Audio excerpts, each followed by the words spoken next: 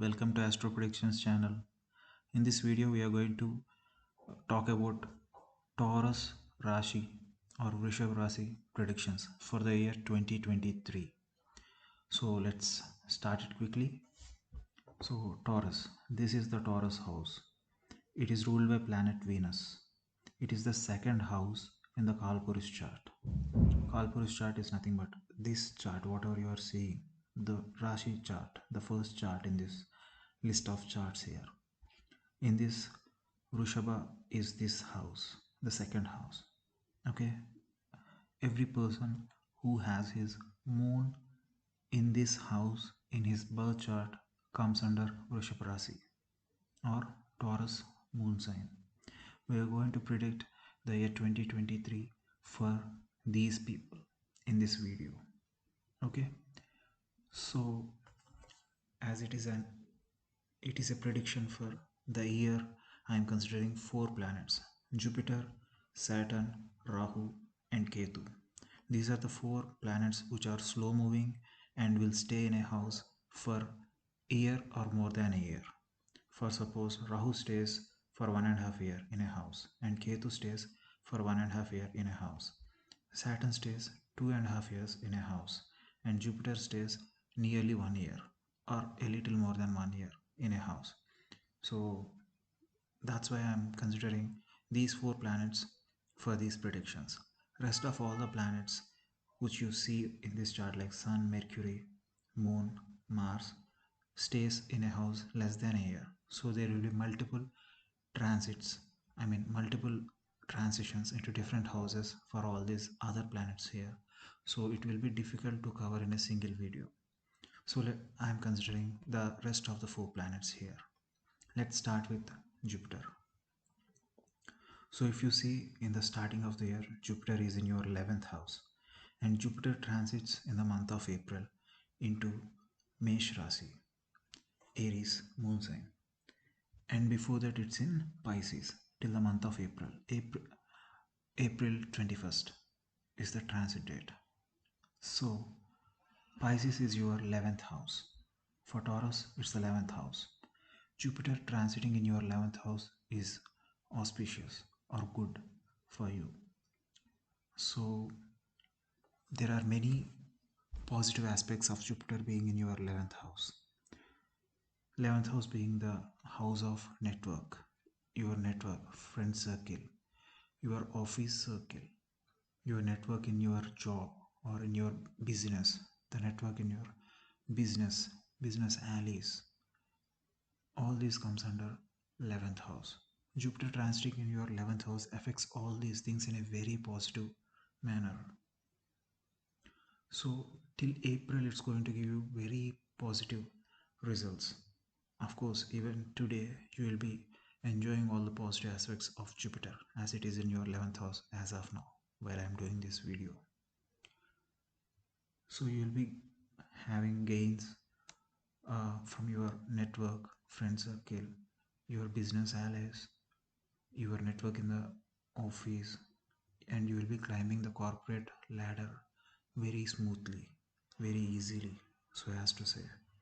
It's very good, Jupiter being in your 11th house, and it is very favorable position for you till April. And after April, it is going to transit into your 12th house, into Aries, which is not so good, as 12th house is the house of loss, death, financial loss, and expenditures, and sudden travel, and what else. So it's basically we can say the last house and house of losses, 12th house, and it's moving into the house of loss in on April 21st. From then onwards, the entire year it's going to stay in your 12th house. So from 12th house it will be aspecting your 6th house through the 7th aspect, and it is also aspecting your 4th house through its 5th aspect. and it also aspects your 8th house through its ninth aspect. So you might see some uh, conflicts or pressure in your family side due to the losses that you see through the 12th house, due to the expenditures you see, over expenditures, over financial expenditure, whatever you see. There might be some pressure in your 4th house. 4th house is the house of family, togetherness. So you might see sudden expenditures, and that might affect your 4th house, and even your 7th house is being aspected.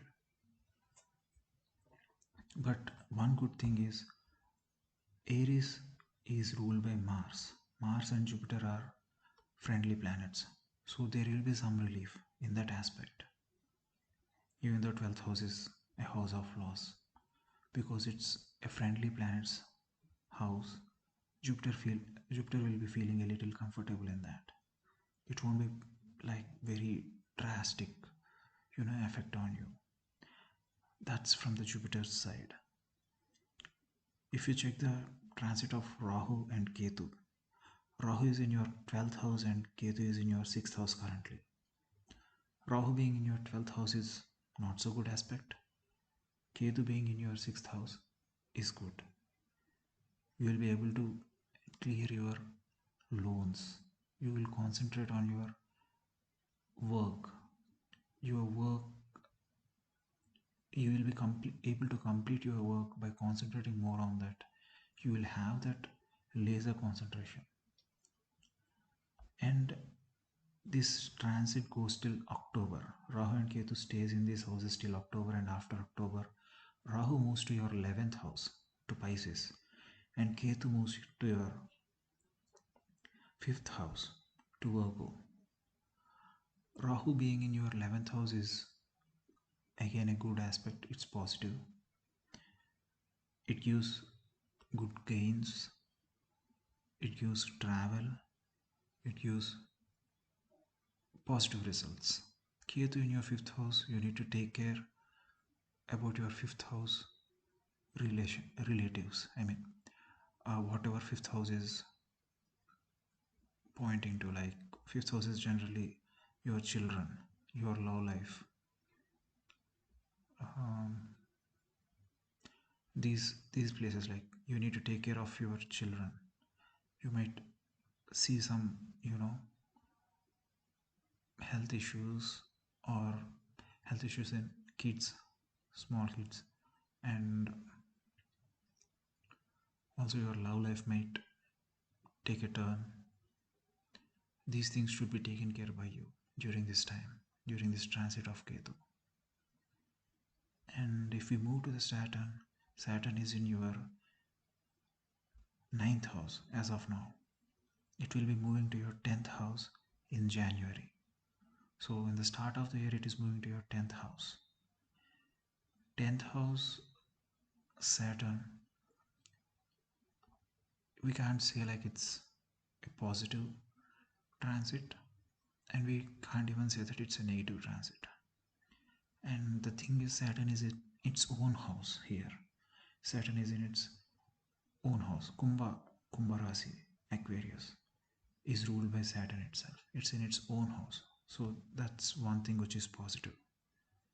So the concentration will be on your 10th house. 10th house is the house of, which tells you about your job, your work life, the concentration on your work, or basically your day-to-day job, whatever you do to earn a living. That's basically seen from 10th house. So Saturn being in its own house, we can say that it reduces most of the stress whatever Saturn gives generally in its 10th house, because here it's in its own house for you in the 10th. So that's one positive thing. But the concentration will be on your job. You might be facing some challenges, but you will be able to overcome those challenges. Having challenges is a good thing, so as to say. Challenges are the things which push you to concentrate and work with more focus to overcome those which actually pushes you a level up in your job aspects or career aspects. So welcome the challenges which Saturn gives you and try to overcome them, which ultimately leads you to higher positions in your work life, in your job. Take it that way. So overall, I can say that first half of this year is positive for you. You will see many positive aspects, positive growth, positive things happening in your life. And second half will be a little challenging. But definitely you will be able to overcome those challenges and welcome the challenges, take the challenges, try to overcome them. That's how we move forward in life. So, yeah, first half is quite good. Whatever you want to sort it out, either loans, or if you are applying for loans, or if you are planning for some travel, or if you are planning for some higher studies, whatever it is, try to do that in the first half of this year, which will be gaining for you. Try to complete it by first half. Second half might be a little challenging, but again, accept the challenges and overcome them. So that is for Taurus. Thank you for watching. Please subscribe to Astro Predictions channel. Thank you.